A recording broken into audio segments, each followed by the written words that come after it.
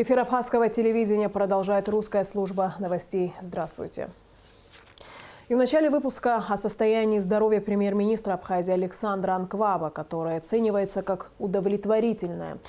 Он переведен из палаты интенсивной терапии в стационар для прохождения курса реабилитации. Об этом сообщает пресс-служба Кабинета министров Абхазии. Президент Абхазии Аслан Бжаня провел заседание рабочей группы по разработке мер по повышению эффективности деятельности правоохранительных органов. В заседании приняли участие председатель рабочей группы, секретарь Совета безопасности Сергей Шамба, заместитель руководителя администрации президента Саида Бутба, министр юстиции Анри Барцец, председатель службы государственной безопасности Роберт Киут, первый заместитель генерального прокурора Дамир Квициния, председатель парламентского комитета по обороне и безопасности Илья Гуния, судья Верховного суда Ада Касландзе, декан юридического факультета АГУ Сергей Смыр, председатель Национального банка Беслан Баратели, председатель контрольной палаты Роберт Аршпа. На заседании были рассмотрены предложения, представленные членами рабочей группы по реформированию правоохранительных органов. Президент поручил усилить взаимодействие в части подготовки предложений по изменению действующих нормативно-правовых актов в целях усовершенствования работы правоохранительной и судебной систем. В частности, Аслан Бжаня отметил, что необходимо принять организационные, правовые, финансовые, идеологические и иные меры по совершенствованию работы правоохранительных органов. Мне, как главе государства, представляется, что эта проблема серьезная. Мы должны этой проблеме что-то противопоставить. Существующая практика противодействия этой проблеме никого не устраивает, и так понимаю. Поэтому нам необходимо принять организационные, правовые, финансовые, идеологические и иные другие меры. Задача рабочей группы состоит в том, чтобы эти меры выработать с учетом того отрицательного, в том числе опыта, который мы накопили. Нежелательно, чтобы в нашем уголовном кодексе были статьи, которые не работают. Тем более, если по этим статьям или по признакам этой статьи совершаются в стране преступления. Зачем нам еще одна халтура в виде неработающей статьи? В связи с этим необходимо, я вот обращаюсь к нашему научному сообществу, я вас прошу оказать содействие. Давайте новую редакцию этих статей, этой и любой другой статьи. Пожалуйста, пусть это будет для кого-то казаться таким радикальным пересмотром. Самое главное, чтобы статьи работали. Самое главное, чтобы мы могли сделать так, чтобы преступников привлечь к ответственности. Задача состоит в том, чтобы облегчить работу правоохранителей и судебного сообщества. Так будьте добры, облегчайте. Вносите предложения в окончательной редакции. Аслан Бжаня встретился с министром иностранных дел Южной Осетии Дмитрием Медоевым. Во встрече принял участие министр иностранных дел Абхазии Даур Кови. Обсуждались вопросы развития абхазо-юго-осетинских межгосударственных отношений. Дмитрий Медоев поблагодарил Аслана Бжаня за прием и передал приглашение президента Южной Осетии Анатолия Бибилова посетить республику в любое удобное время. Аслан Бжаня с благодарностью принял приглашение и отметил, что также направит Анатолию Бибилову официальное приглашение посетить Абхазию с визитом.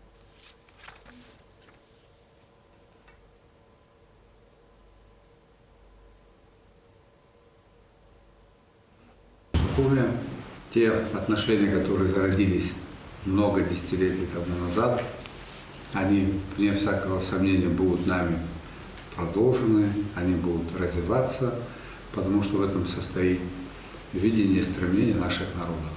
Мы всегда наблюдаем за тем, что происходит в Южной Осетии, мы сопереживаем за то, что там происходит, и мы очень гордимся и счастливы, когда слышим хорошие новости из Южной Осетии.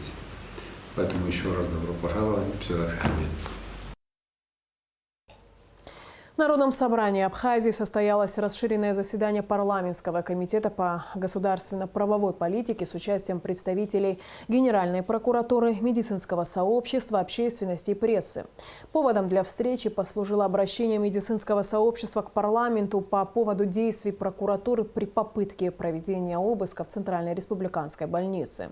В обращении они просят депутатов провести парламентское расследование. Напомним, что речь идет о событиях 10 февраля, когда в ЦРБ проводились оперативно-следственные мероприятия в рамках возбужденного уголовного дела в отношении главврача больницы Аполлона Гургулия, его заместителя Георгия Вуба и сотрудника больницы Сланацкого. Как отметил генеральный прокурор Адгурагрба, еще с декабря 2019 года в республиканской больнице контрольно-ревизионное управление Министерства финансов проводило проверку, по результатам которой материал был направлен в Генеральную прокуратуру. Усматривался растрата и превышение должностных полномочий со стороны главного врача и его заместителя. Мы, естественно, приняли материал в производство, проводили проверку более полугода. Проверкой занималось общенадзорное управление. После того, как были выявлены признаки состава преступления, на усмотрение начальника общенадзорного управления материал был переслан в Следственное управление Генеральной прокуратуры. Там, в свою очередь, также проходила проверка на протяжении нескольких месяцев. По результатам проверки было вынесено постановление об отказе в возбуждении уголовного дела.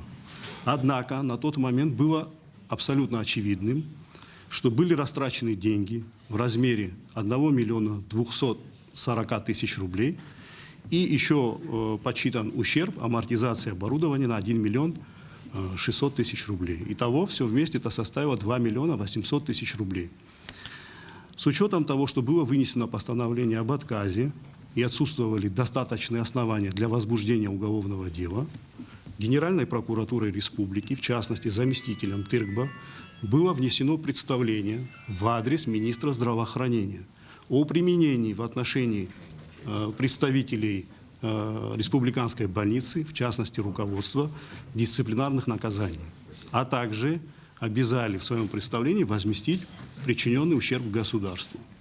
Представление в соответствии с законом о прокуратуре рассматривается в течение 30 дней. По истечении 30 дней мы связались с министром здравоохранения, который нам сказал, что никаких мер принято не было. То есть никаких мер дисциплинарного характера, в том числе никто из них не удосужился вернуть государству денежную сумму. Но министр не принял никаких мер. Он не принял, да. Это мы не знаем, посчитал или не посчитал, это я не могу оценивать. Не принял, да. После этого прошло еще какое-то время, дней 15-20. Мы в очередной раз связались с министром, он говорит, что решения нет. Тогда... Ничем не мотивировал. Ничем не мотивировал, да, абсолютно нам непонятно, почему такое происходило у них. Тогда, в соответствии с законом о прокуратуре и уголовно-процессуальным законодательством, но до отмены этого решения были приглашены главный врач республиканской больницы. У меня с ним была беседа. Я ему объяснил ситуацию. Мы ему пояснили, что он очень уважаемый человек в республике, и все его хорошо знают, что есть определенного характера нарушения, которые необходимо, в частности ущерб, необходимо возместить. Но из этого диалога, состоявшегося с нами, я понял, что возмещать ущерб никто не собирается. Более того, на тот момент в Генеральную прокуратуру поступило заявление от господина Вуба, который открытым текстом указывал в заявлении, что если он является преступником, почему в отношении него тогда не возбуждено уголовное дело? То есть не принято процессуальное решение. Считая себя... Да, считая себя невиновным. И также просил дать опровержение в средствах массовой информации о том, что он невиновен. Просил провести дополнительную проверку. Да. С учетом этого заявления... Поправочка. Да, можно я? Что Гургулия такое же написал письмо на имя министра здравоохранения Аполлона Масана. Но оно к нам не поступило. С учетом этого заявления мной в соответствии со статьей 37 Уголовно-процессуального законодательства было принято процессуальное решение. Постановление об отмене, об отказе было отменено. И вот там мы уже стали проводить дополнительную проверку, о котором вы говорили, что мы не выполнили ни одного следственного действия. Мы выполнили ряд следственных мероприятий, мы допросили очень много свидетелей, мы произвели выемку необходимой документации, которая впоследствии послужила основанием для возбуждения уголовного дела. С учетом всех материалов, полученных впоследствии после отмены, у нас были основания для возбуждения, и мы приняли процессуальное решение. Расширенный репортаж заседания парламентского комитета по правовой и государственной политике смотрите в нашей программе в рубрике «Амшейк Шара Яцу». Вице-президент Бадра Гунба и временно исполняющий обязанности премьер-министра Абхазии Владимир Делба представили коллективу Государственного таможенного комитета нового председателя Отара Хеце.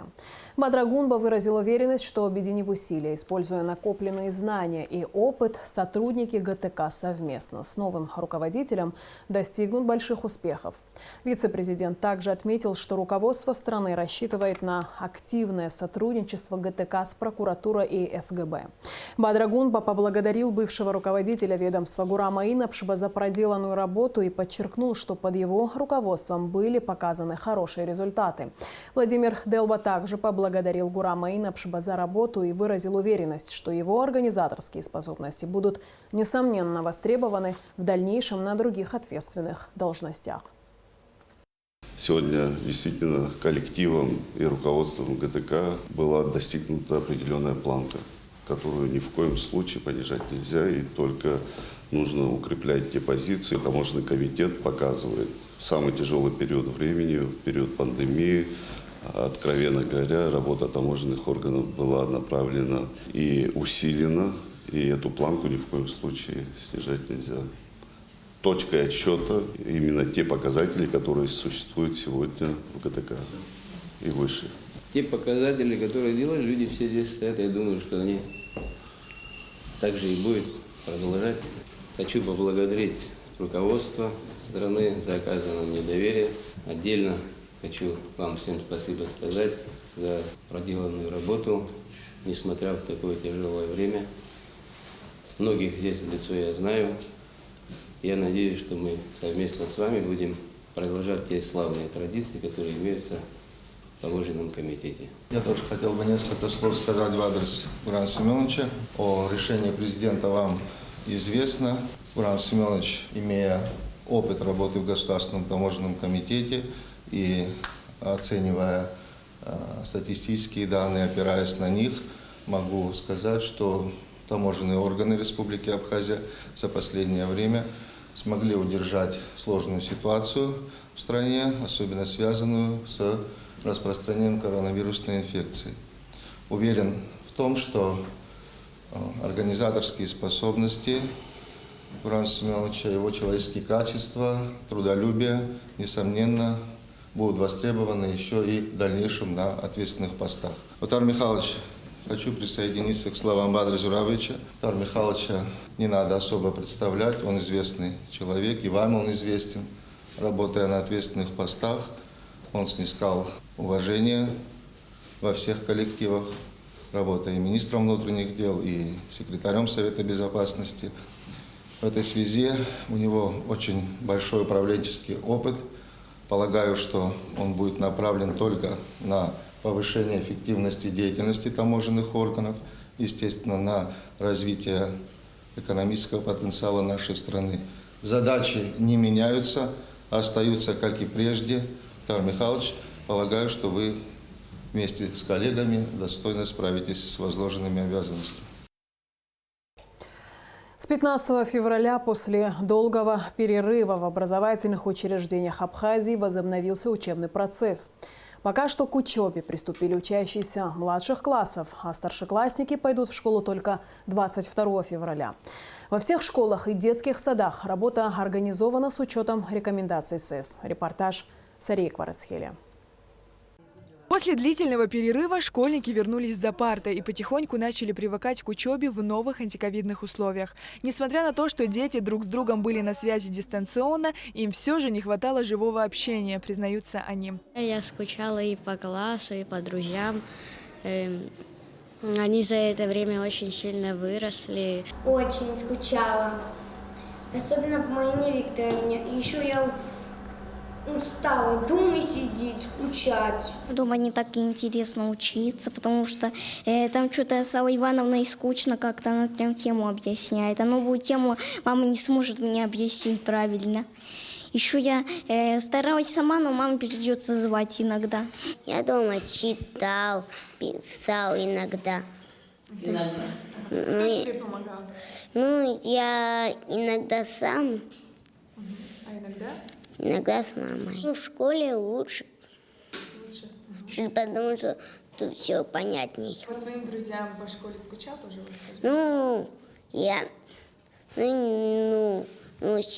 Середина 50 на 50. Учился дома, в школе лучше, потому что Алла Ивановна нам лучше говорит. Дома неинтересно учиться, я хочу в школе учиться. Тут нам очень хорошо Алла Ивановна объясняет, а дома мама непонятно объясняет. Когда присылали нам задания, я очень трудилась. Писала, читала, пересказывала тексты и очень хорошо училась. Я очень скучала по школе и по своим друзьям. В больших школах, таких как вторая столичная, детей в начальных классах много – 514 человек. Их разделили на 2 смены. В первой будут учиться 276 учеников, во второй – 238. Каждый класс, за исключением 3 первых, разделили на 2 группы. Задействованы классные помещения старшего звена. Антисептики, маски, социальная дистанция, 2 разных входа, продуманное расписание. К учебному процессу школа готова, отметила директор учреждения Ирина Паверскер. Большая просьба вообще ко всем родителям, не только нашей школы, чтобы у каждого ребенка были в портфеле влажные салфетки или дезинфицирующее средство и обязательно бутылочка с водой. Буфет у вас пока закрыт? Как вот только что мне сообщила наша заведующая столовой работать в обычном режиме она не будет. Но вот сейчас мы даем как раз сведения столовой от нашего уважаемого Беслана Федоровича, мэра нашего города, каждому ребенку эти 3 дня булочка и сок в подарок. Для учеников младших классов учителя записывали видеоуроки, задавали домашние задания. Дети неплохо восприняли такой формат обучения, говорят учителя. Мы, конечно, безусловно рады тому, что начался учебный год, что детки снова вместе и будем дальше продолжать учиться в том порядке, в котором нам необходимо было. Конечно, мы занимались и в это время давались задания на неделю, еженедельно давались детям задания. Они выполняли, вот частично дети сдали свои рабочие тетради, и тетради, все, что они делали, это придется проверить. Уроки сокращаются. В начальной школе 35 минут, в старшей 40. Проверка температуры, закрепленные за классами кабинеты, перемены в разное время. Ко всему этому нужно привыкать не только детям и учителям, но и родителям, для которых вход в школу категорически запрещен. И очень рада, что наконец учеба наступила, потому что столько сидели дома. Мы, конечно, занимались, но все равно это не то. Учебный процесс он организует, дети общаются, это намного лучше. Вдруг, если ситуация ухудшится, школы снова закроют, вы к этому готовы? В наше непростое время нужно стараться ко всему подходить объективно, так что как сложится, так сложится, надеемся на лучшее. Мы занимались онлайн, сложно, очень сложно, но особенно мне так кажется, с мальчиками их сложно усадить вообще за уроки. Не знаю, справились, как справились. Сейчас учительница будет говорить нам, что у нас вышло из этого. Мы уже, в принципе, привыкли, что мы больше полугода сидим дома. Не знаю, конечно, не хотелось бы. Хотелось бы, чтобы мы наконец-то уже ходили в школу, как раньше. Временно исполняющий обязанности премьер-министра республики Владимир Делба, министр просвещения и языковой политики Инал Габлия, главный санитарный врач страны Людмила Скорик проинспектировали несколько общеобразовательных и дошкольных учебных заведений, в том числе и вторую столичную школу. Детки очень соскучились друг по другу, по общению, по книгам, по тетрадям, хотя занимались каждый дома. Но этого недостаточно. Школа нам нужна, мы без школы не можем, поэтому благодарим вас. Ну, на самом деле все это стало возможным после того, как мы стали наблюдать значительный спад заболеваемости, поэтому появилась возможность говорить об снятии ограничений. Несомненно, на первую очередь выступала система образования, и мы сегодня наблюдаем о том, что образовательные учреждения открыли свои двери для детишек. И самое главное сейчас наша задача взрослых, несомненно, это соблюдать те требования, которые установлены в Республике Абхазия. Это очень важно, потому что не хотелось бы так делать, чтобы образовательный процесс вновь заново прервался. Члены правительства осмотрели пищеблок, функционирующие классы, а также пообщались с детьми и педагогами. И здесь тоже все в порядке с началом образовательного процесса. Надеюсь, что так будет и дальше. Нам надо всем вместе продержаться. Надеюсь, что эта инфекция отступит. Но мы пока продолжаем в стране бороться с ней. Но многое зависит и от нас. Сухумский лицей-интернат, так же, как и остальные учебные заведения, открыл свои двери после долгого простоя. Здесь 2 начальных класса, в них 44 ученика. Правительственная инспекция нарушений здесь не выявила. Предписания СЭС соблюдаются. На сегодняшний день в одном классе, в 3-м, отсутствует 9 человек, в другом, в 4-м классе отсутствует 7 человек. Ну, естественно, связались с родителями. Какова причина, что не явились сегодня? Среди опрошенных связи с родителями мы получили такую информацию, что в одной семье родители болеют, и ребенка, естественно, не пустили в школу. А у других детей, вы знаете, это интернатские дети, социально необеспеченные, не все так подготовленные к зимней одежде, они не имеют там обувь, обещали купить, и завтра уже кого-то поднимут сюда к нам. Инспекция осмотрела 2 крыла интерната, спальные места детей, а также буфет. Добрый день, здравствуйте. Как вы поживаете? Соскучились по работе, да? Ну вот. Самое главное сейчас от нас, от взрослых зависит. Самое главное. Если мы сможем соблюдать все, что требуют санитарные нормы, тогда и детей мы тоже убережем своих. По словам Владимира Делба, подобная инспекция будет проводиться систематически во всех школьных учреждениях страны. 15 февраля свою работу возобновили и дошкольные учреждения. В Сухумском детском садике «Аляс» числится 154 ребенка. Из них 63 пришли в первый день. Вы всех посадили по одному, как требует положение, что нам издали, как санэпидстанции. У нас дезинфицирующие средства все есть. И руки протерли, и в группе все почистили, убрали, измерили температуру детям. Измеряем постоянно. Каждый раз мы проветриваем комнаты. Насчет этого все у нас нормально. Дальше как будет, не знаю. Родителей не запускаем вообще за калитку во двор. Напоминаем, что с 22 февраля к учебному процессу будут допущены и ученики 5-11 классов. Сария Кварацхеля, Тимур Гугохи, Алексей Баструков, Абхазское телевидение. Завершилась рабочая поездка вице-премьера, министра экономики Кристины Узган в столицу Российской Федерации. По итогам поездки в Министерстве экономики состоялся брифинг, на котором Кристина Узган рассказала о результатах переговоров с руководителем Федерального агентства воздушного транспорта России Александром Нерадько, заместителем министра транспорта Владимиром Токаревым и заместителем министра энергетики Евгением Грабчаком. Так, в марте начнется ремонт высоковольтной линии Ачугара. Минэнергетики России окажет помощь в приобретении материалов для ремонта линий. Список сформирован РУП «Черноморэнерго» и предварительно проработан с российской компанией «Россети». Определены объемы, параметры и номенклатура материалов. Монтажные работы будут проводить работники «Черноморэнерго». Первая встреча – это была встреча в Министерстве энергетики Российской Федерации с заместителем министра Грабчаком Евгением Петровичем. Как вы знаете, в контексте этой встречи обсуждался вопрос по ремонту ВЛ Чеквары. Данный вопрос сегодня вызывает очень много переживаний в обществе в связи с тем, что ситуация на этой линии стратегическая очень серьезная, и в целях снижения уровня аварийности активно обсуждался вопрос необходимости проведения ремонтных работ на данном участке.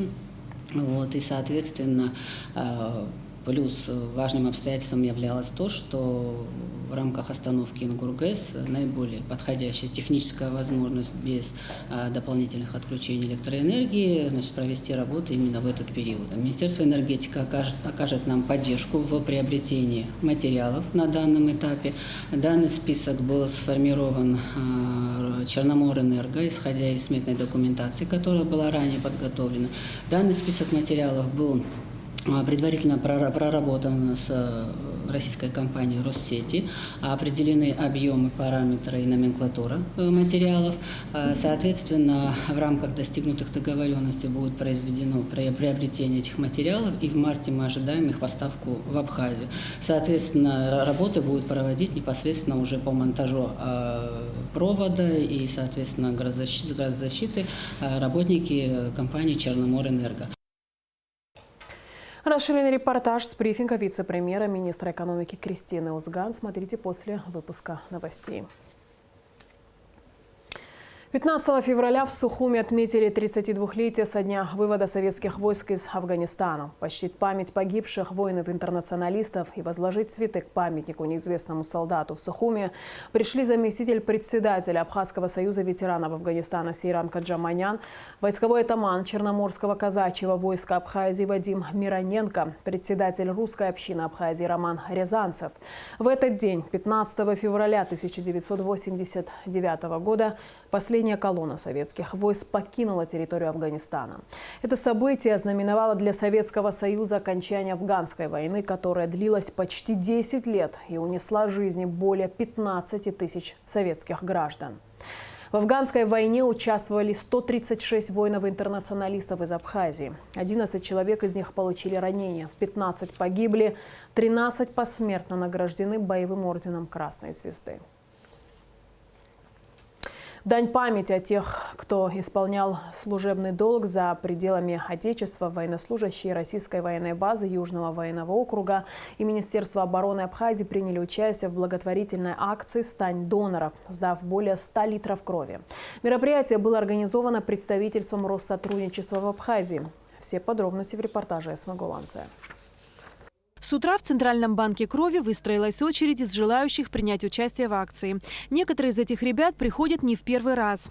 Безвозмездно отданная кровь спасает жизни и помогает бороться с тяжелыми заболеваниями. Помощь требуется пострадавшим в ДТП, при проведении операций, онкологическим больным. Поэтому донорство не просто одноразовая акция, а образ жизни, достойный уважения. Регулярно занимаюсь подобного рода благотворительностью. Это будет уже 7-й раз, когда я сдаю кровь. Мне приятно это делать еще и вследствие того, что это в мирное время улучшает отношения между нашими государствами. То, что я сдаю кровь на территории Республики Абхазия, это почетно для меня, от самоосознания того, что я делаю. Всем людям нужно помогать. Вдруг кому-то необходима будет моя кровь, я надеюсь, она поможет. Вы впервые стали донором? Нет, мы с 15-го года уже сдаем кровь. Пришел, сдал, уехал на службу. Донором может стать любой здоровый человек в возрасте от 18 до 60 лет и весом не менее 50 килограмм. Процедура забора крови не занимает много времени и безопасна для здоровья. Процедура прошла нормально, никаких болевых ощущений. Состояние то же самое, вроде бы все нормально. Измерили давление, проверили группу крови, вес, все необходимое, после чего мы сдавали кровь. Кровь нужна каждый день, и заменить ее чем-то иным невозможно, а запасы нужно пополнять постоянно. Поэтому приостановить донорство в этот сложный период пандемии ни в коем случае нельзя. Спасение жизни человека, мы говорим, может быть, пафосно, но каждый раз, когда человек попадает в какую-либо ситуацию и нуждается в трансфузии компонентов крови или цельной крови, то это действительно спасение жизни. С учетом коронавирусной инфекции, с учетом пандемии, конечно же, у нас в республике за последние месяцы количество доноров резко снизилось, потому что вы знаете, что большое количество наших жителей перенесло заболевания. Поэтому это, конечно, очень важно на сегодняшний день. Акция «Стань донором» проводится в Абхазии уже в 3-й раз. В этом году дата приурочена к Дню памяти воинов-интернационалистов, который знаменует вывод советских войск из Афганистана и окончание войны. Соотношение с такого рода датой предполагает то, что в данной акции участвует множество коллег военных. В частности, 7-я российская военная база, которая всегда активно откликается на наши гуманитарные инициативы. Кроме того, нельзя не упомянуть абхазских военных коллег, в частности, курсантов Сухумского военного училища, которые тоже активно участвуют. Акция по сдаче крови организована нами, представительством Россотрудничества, и также посвящена еще нашему безвременно ушедшему коллеге, партнеру Константину Васильеву, который ушел из жизни недавно, будучи молодым парнем. Он прославил Абхазию и прославился сам своей активной жизненной позицией, своей активной общественной деятельностью. В частности, будучи во главе общественной организации «Открытая ладонь», много сделал для укрепления и российско-абхазского гуманитарного взаимодействия, и для российско-абхазских общественных инициатив. После необходимых процедур и проверок кровь передадут в медучреждения Абхазии на нужды больных. Эсма Голанзе, Эльдар Дамиров, Абхазское телевидение. Народный артист Абхазии Карачаево-Черкесской республики Валерий Таня назначен художественным руководителем государственного заслуженного ансамбля народной песни и танца Абхазии. В Центральном выставочном зале Союза художников Абхазии открылась выставка конкурсных работ на лучший памятник первому президенту Владиславу Арзенбо. В течение недели жители республики могут ознакомиться с представленными работами. На сайте Министерства культуры 15 февраля с 18 часов открылось онлайн-голосование, где граждане могут отдать свой голос за наиболее понравившийся проект. Победитель будет определен во вторник, 23 февраля, на заседании монументальной комиссии. Сегодня первый день экспозиции конкурсных работ первому президенту Владиславу Григорьевичу. Итоги по проектным работам представленных. Проектных работ всего 3. Заседание монументальной комиссии состоится 22-23 числа. 23-го официально уже будет объявлен итог голосования. Также на сайте Министерства культуры будет открыто онлайн-голосование, где проект-призер по онлайн-голосованию будет приравнен к 1 голосу членов монументальной комиссии. И в конце выпуска традиционно о погоде. Во вторник, 16 февраля, в Абхазии ожидается облачная погода, временами дождь со снегом, местами снег. Температура воздуха ночью +1, 4, днем 2, 7 тепла. Температура морской воды +10.